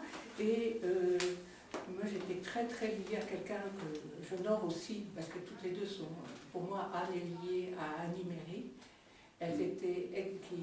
Qui était aussi une passeuse d'art au musée d'art moderne et qui a fait de très nombreuses expositions et de rencontres avec les artistes et les visiteurs. Et elles avaient créé aussi une amitié au-delà du travail. Enfin, elles étaient extrêmement liées, Anne et Annie, c'est pas tout à fait Anne, et on se retrouvait tout le temps, que ce soit à l'Odéon, au musée Jacquine quand il y avait une performance, dans d'autres endroits. Et moi, je participais à cette amitié, et comme ça, je suis devenue un petit peu amie d'Anne aussi. Voilà. Et c'est vrai qu'elle avait une bonté, une ouverture et une façon de regarder les autres comme ça qui était merveilleuse. Je l'ai connue par le truchement de l'amitié d'Annie. Voilà.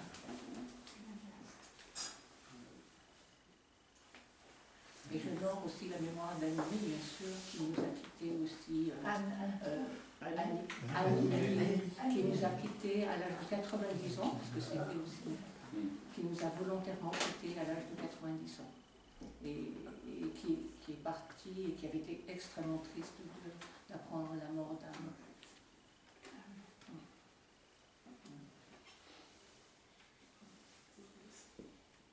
Je voulais vous demander aussi pour les gens qui peut-être une grande minorité ici, qui ont moins connu Anne Dalbert, d'essayer de caractériser en quelques mots ce qui a fait son travail de critique. Qu'est-ce qui faisait que vous avez respecté. J'essaie de vous répondre quand nous rappelons malheureusement que les deux Annes que j'ai longuement évoquées sont mortes trop rapidement l'une derrière l'autre. Et dans un premier temps, parce que dans toutes les casquettes que j'ai, plus ou moins machin,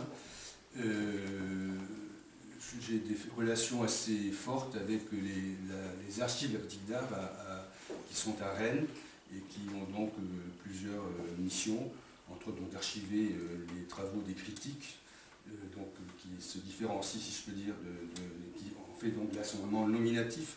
Nous sommes là comme critiques et pas comme auteurs, etc. Bon. Et puis ensuite, à côté, essayer de temps en temps de mettre en place des réunions, des séminaires, plein. Et donc, quand on s'est trouvé confronté à cette double disparition, nous n'étions pas les seuls à rester hébétés. Ça a quand même été assez dur pour la communauté que nous sommes. Il ne faut pas exagérer, quoi. C'était quand même deux personnalités qui étaient quand même, on ne va pas les comparer. Bon. Donc on s'est dit aux archives, on va faire un truc, quoi.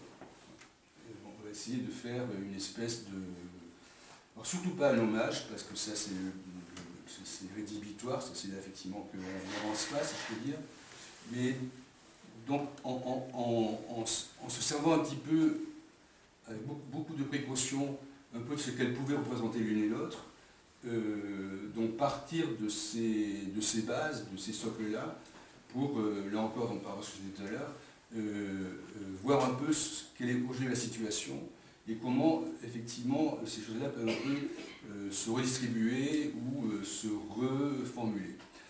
Et donc les deux bases, les deux socles qu'on avait en tête, même si effectivement ils peuvent être corrigés, c'est ce que j'ai dit tout à l'heure, c'est que d'une part, donc, il y avait un tronche, si je me trompe, on me corrige, quoi, qui était quelqu'un qui était une critique, n'était pas la seule, mais, comme on dit, avec beaucoup de guillemets, engagée, quoi, qui très tôt avait pris parti pour une esthétique assez dans la figuration narrative, s'était impliquée dedans, était une des créatrices de la revue Opus, etc., etc., et qui était malgré tout, avec l'ouverture d'esprit qui était la sienne, un peu donc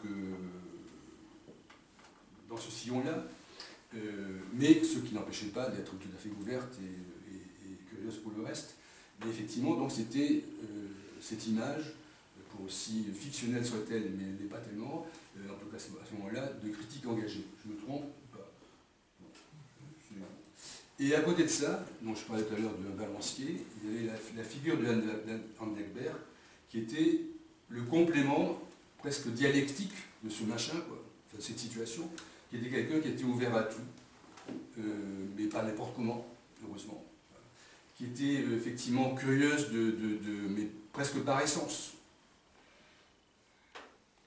Anne D ne pouvait pas être une critique engagée, je m'entends bien, elle ne pouvait pas choisir une esthétique particulière, etc. C'était effectivement quelqu'un qui avait une ouverture, une curiosité pour beaucoup de choses, enfin pour presque tout d'ailleurs, mais qui en même temps est effectivement et heureusement capable de le passer au tamis de la critique. Ouais. Et ça c'est quand même aussi assez peu courant. Et donc à partir un peu de ces deux exemplarités, le projet qu'on avait aux archives qui s'est pas réalisé pour plein de raisons, on l'avait évoqué avec Catherine très rapidement, mais bon, c'était passé à la trappe, c'était un peu d'inviter des jeunes critiques, d'ailleurs femmes, parce que là encore, il ne faut quand même pas oublier qu'on parle de deux critiques femmes, quoi, et sans jouer sur quoi que ce soit, en tout cas pour moi ça a toujours été essentiel, bon, peu importe, et donc un peu de demander à des jeunes critiques, disons là, 30, 40, de raconter un peu de montrer un peu comment elle pratique ce business qu'est la critique, et effectivement donc quel est un petit peu, si vous voulez, les points de jonction, ou en tout cas de dialectique encore, qu'on peut mettre entre ces deux figures, non pas tutélaires, simplement ces figures que j'ai rappelées là, et la situation aujourd'hui. Voilà, c'est donc un peu ce que je pense que vous pouvez faire. Qu'est-ce que vous en pensez dans les autres personnes, Monsieur Le Gall, vous disiez par exemple que c'est presque le regardeur qui fait l'art. Est-ce que Anne Delbert, est-ce qu'elle a apporté des choses je voyais en elle une critique, il faut dire, sentiment, l'intelligence du sentiment. Elle ne paraissait pas théorique vraiment. Elle était peut-être au courant, hein, ça, je ne soumettais pas à une quelconque question pour ça. Au fond, ces textes me surprenaient par l'angle qu'elle adoptait, justement.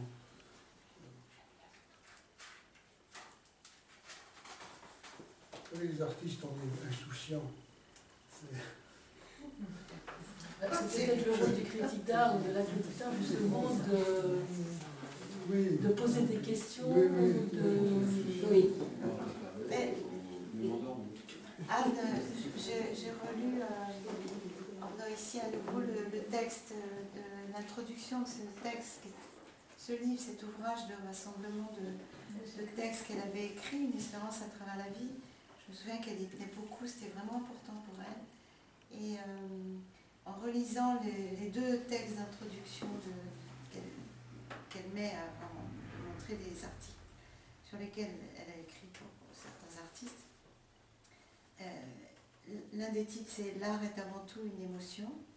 Et son texte est d'une clarté, d'une limpidité, d'une force. Parce que bon, elle était jolie, elle était féminine, mais elle était aussi vraiment costaud. Et son esprit était vraiment très bien cortiqué, si je puis me permettre. Et ce qu'elle dit là, c'est d'une limpidité et d'une force et d'une intelligence, c'est même philosophique. Vraiment, je conseille à tout le monde de relire ce texte pour comprendre véritablement qui était Anne Dagbert et ce qu'elle avait vraiment au fond du ventre. Quand on lit ça, on comprend tout. Elle parle de la sensation, non? Oui, mais enfin, faut les lire. Je peux vous en lire un bout, mais... Ouais. Alors, le premier... Les textes que j'ai choisis pour cette petite anthologie, présentés dans un ordre quasi thématique et non chronologique, qui s'échelonne sur plus de 20 ans de ma pratique de critique d'art, mettent en lumière des goûts très variés pour des artistes et des créateurs très divers.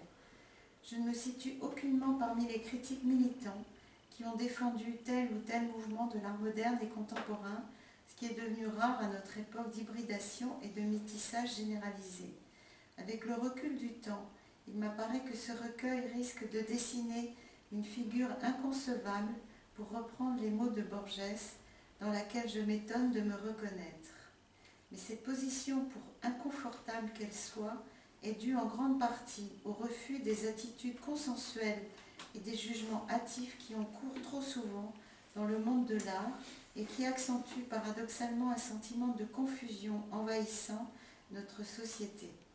Elle est due aussi à une volonté souterraine de biaiser, une stratégie de survie, avec l'inflation de la technologie informatique et médiatique qui met en avant l'image spectaculairement facile au détriment d'œuvres empreintes d'une présence qui réifie les choses de l'esprit.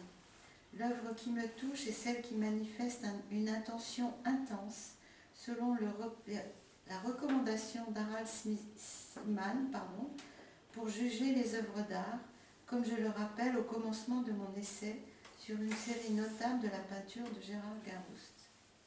Voilà, ça continue comme ça, et c'est vrai que c'est fort. Et là, on comprend. Elle est là pour dire ce qu'elle est.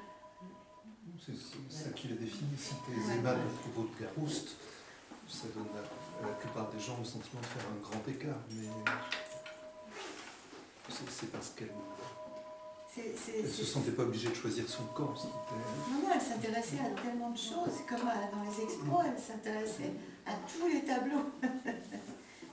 Mais en même temps, ça faisait sa richesse de curiosité et de pouvoir parler et s'intéresser à tellement d'univers différents.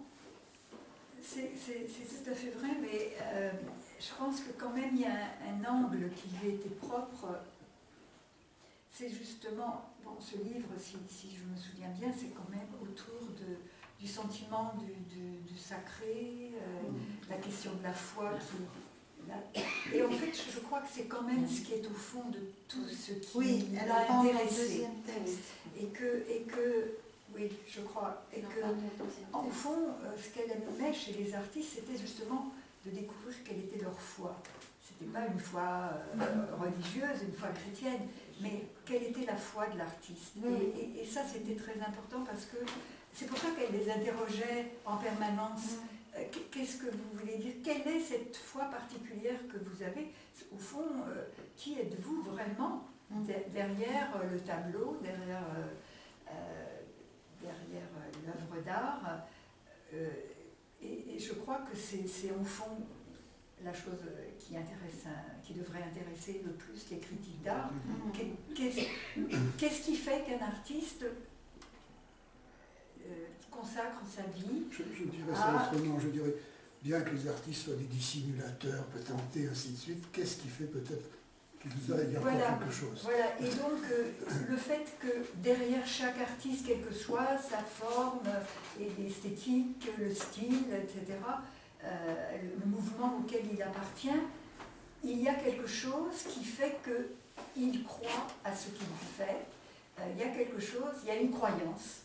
Et je pense qu'elle faisait une sorte de parallèle entre sa croyance personnelle, religieuse, et la croyance qu'avait un artiste dans quelque chose qu'il faisait travailler. Ça, il me semble que c'était ce qui faisait aussi, qui lui permettait de passer d'un artiste à un autre. Et puis elle se faisait confiance aussi peut-être dans ses rencontres, c'est-à-dire j'ai l'impression que les artistes auxquels elle s'est intéressée, bon, il y a une part de hasard aussi, il y a la rencontre, mais à partir du moment où elle rencontrait quelqu'un qu'elle l'estimait suffisamment intéressant, peut-être qu'il la rendait curieuse de comprendre sa démarche, alors là, elle le faisait avec justement toute la profondeur et le sérieux. Donc vous avez parlé en fait d'une façon, c'était toujours que ce soit justement dans son travail de critique d'art, enfin ce qui rejoint, mais aussi dans son approche des personnes. C'était toujours, on pourrait dire, le sérieux, non, déjà il y a. Et puis un abandon aussi. Un peu un abandon. Elle se livrait, elle se laissait, et je crois qu'elle en parle aussi dans son livre. Elle cherchait, parce qu'elle cherchait réellement dans l'autre quelque sincérité, alors là, elle n'était pas dissimulatrice, peut-être. Enfin, oui, oui, je sais. Bon, évidemment, il n'est pas question de faire une comparaison entre les critiques, c'est ridicule. N'empêche que Anne Tronche, moi, j'ai eu beaucoup d'admiration pour Anne Tronche, comme beaucoup de gens, mais l'attitude devant l'artiste est complètement différente. Parce que Anne Tronche, c'est quelqu'un qui use plutôt de l'argument d'autorité. C'est-à-dire, les choses que défendait Anne Tronche, elle pouvait justifier de manière... par A plus B, on pourrait dire, mais en fait, ça veut dire par l'histoire de l'art, ou par la position d'un artiste dans une continuité, dans une histoire de l'art, par rapport à des confrères, etc. Bon, pourquoi Anne considérait que cet artiste avait une valeur? Mais Anne n'aurait jamais usé d'arguments de ce type-là. C'était des choses beaucoup plus fines et beaucoup plus profondes qu'elle recherchait. Ce n'était pas du tout la position d'un artiste par rapport à une histoire. C'était qui était cet artiste, au fond, et quelle était sa vraie valeur derrière son œuvre, en fait. Et c'est une recherche beaucoup plus, comment dire, presque impalpable, enfin, et c'est le texte que tu as lu est tout à fait éclairant par rapport à ça. Oui, c'est ça. D'ailleurs, elle dit à un moment donné qu'elle est épuisée quand elle sort d'un atelier. Je peux continuer peut-être pour la faire parler encore un petit coup. L'art est avant, le titre c'est donc l'art est avant tout une émotion. Celle que je ressens devant une œuvre d'art qui me touche, qui me propulse soudainement dans un état transitoire, en vacances de mes préoccupations ordinaires, qui m'intrigue et me fascine, qui me propose en miroir l'emmêlement des sensations, des sentiments, des idées qui est le mien dans le temps de la contemplation, et ensuite dans la mémoire que j'en retiendrai. Ainsi, l'art véhicule tour à tour la beauté et la laideur, le désir et la souffrance, le plaisir et le dégoût, l'harmonie et le chaos, le repos et la fièvre, la contradiction. Parce qu'il est une éminente énigme, mystère de la création, surprise de l'émotion esthétique. Donc elle écrit vraiment bien en plus, et c'est vraiment profond. C'est magnifique ce qu'elle écrit. C'est quand même un texte assez christique. Oui, c'est christique. C'est écrit très bien, mais c'est quand même, au niveau de la stylistique, c'est évangélique. Hein. C'est ça, elle est dans la passion. Et son livre, c'est un fil aussi, en Ouais. fait. Elle commence avec la sensation esthétique et pour arriver progressivement Après, elle parle de la religion. la rédemption par la peinture. Oui, je ne sais plus où j'ai vu qu'elle parlait de... Non, mais chez elle, c'était quelque chose qui était très profond. Et en fait, l'âge venant, elle a de plus en plus se manifester et montrer, revendiquer. Oui. Elle s'est autorisée à effectivement je ne sais pas pour quelles circonstances. Mais elle était touchée par les personnes, en fait. C'est les personnes qui la touchaient, je pense. J'entends de dire qu'elle n'a pas caché qu'elle avait ce que beaucoup n'osent pas énoncer en public, hein, ou en tout cas en semi-public ou privé, qu'elle était croyante, qu'elle avait la foi, des trucs comme ça. C'est vrai que c'est pas très facile à dire dans les milieux professionnels qui sont les nôtres. Hein. Et elle, pas de suite, alors, je ne dis pas par rapport à moi, pas de suite, mais je l'ai senti de plus en plus libérée dans tous les sens du terme, pour ne pas le cacher, en tout cas ne pas ça se traduit de plus en plus par effectivement les textes qu'elle a fait. Où il y a toute une augmentation, si je peux dire, de ce type. Non, mais je peux dire que moi qui ne partageais pas sa foi religieuse, ça ne nous empêchait pas du tout d'échanger sur ce qu'on ressentait ou ce qu'on...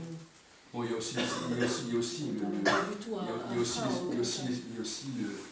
l'art lui-même qui l'a autorisé aussi, hein, parce que là je me répète, mais nous ne sommes plus enfin depuis longtemps d'ailleurs, mais dans les logiques progressistes effectivement qui étaient un peu les bases de l'affirmation d'Anne Tronche, alors qu'après ça a un peu changé. Quoi. Donc effectivement, on est de plus en plus dans la confusion. Donc effectivement là aussi, s'immiscer pour un peu revendiquer, c'est pas la première ni la dernière, mais revendiquer un peu le spirituel dans le sens le plus noble du terme, c'est beaucoup plus autorisé.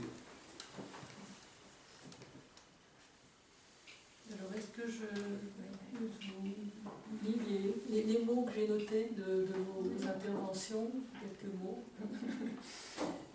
Anne avait un côté bon chic, bon genre, mais rebelle aussi. Et en tout cas, à force de l'ouverture, et Catherine, tu parlais par exemple, de la foi qu'elle avait, qui était une foi catholique, foi chrétienne, catholique, mais qui ne l'a pas du tout empêché de s'intéresser au judaïsme et d'une façon profonde aussi, parce que je crois que c'est à propos de Garros aussi qu'elle a écrit, elle a fait comme une exégèse, dans son livre sur Garouste, pour écrire son livre sur Garouste, elle a fait des études très poussées.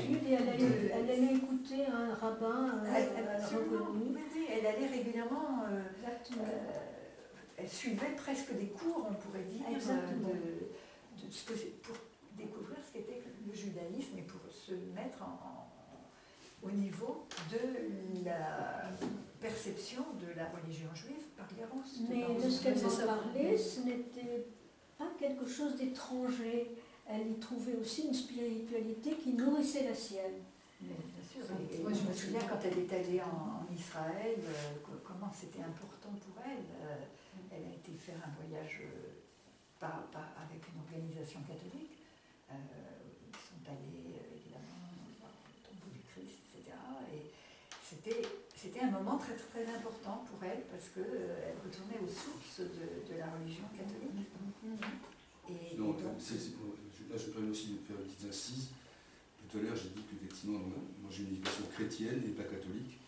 Et avec Anne, que je ne connaisse que là, quand j'ai raconté toutes mes tribulations d'enfance, j'ai bien dit que chez moi c'était chrétien et pas catholique, donc ça m'a vachement intéressé, on est d'accord.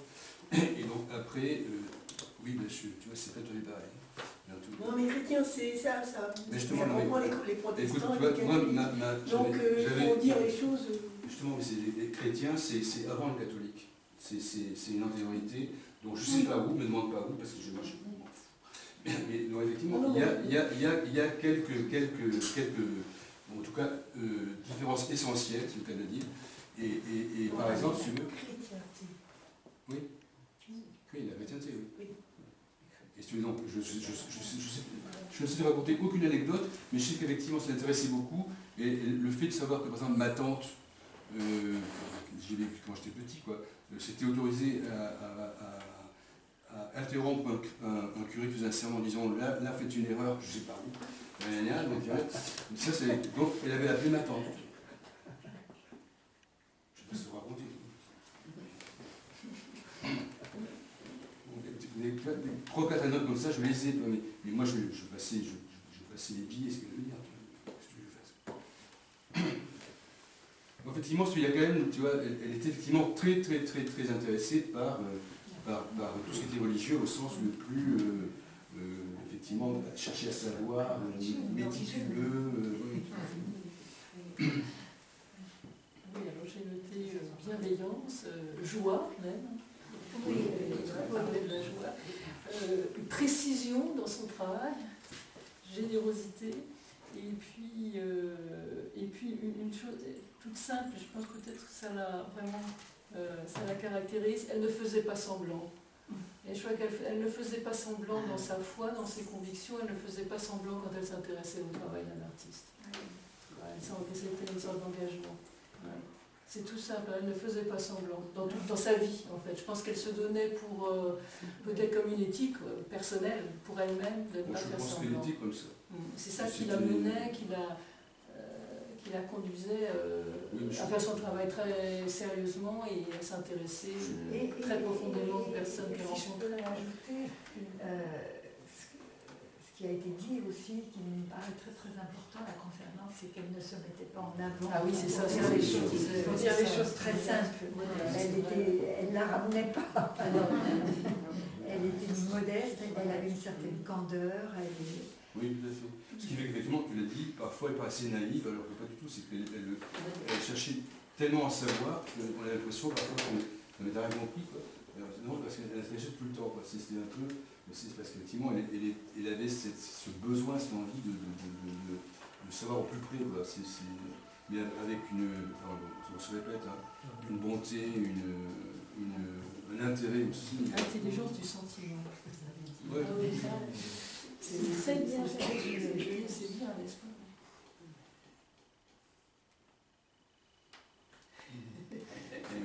Est-ce qu'on en reste là? Vous ne voulez pas dire quelque chose?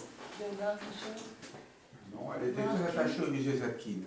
Ah, oui, c'est important. On l'a connue. Elle était membre de l'association. Elle était au bureau avec le trésorier. Des relations très poussées. Et alors, je peux ajouter à titre personnel que c'est grâce à elle et par l'intermédiaire de l'association des musées Zadkine que j'ai eu l'honneur et le plaisir de vous rencontrer, Michel et Bernard, mais aussi Anne-Sylvie Vert, et puis... on a fait beaucoup de voyages avec elle. Ouais, c'est ça. Michel Blanchet. Ça a été quand même important. Ainsi qu'Anne de Guel qui a envoyé un hommage. Donc vous verrez sur ma porte, là, elle a écrit un petit texte. Et c'est assez émouvant, c'est un double portrait d'Anne adolescente.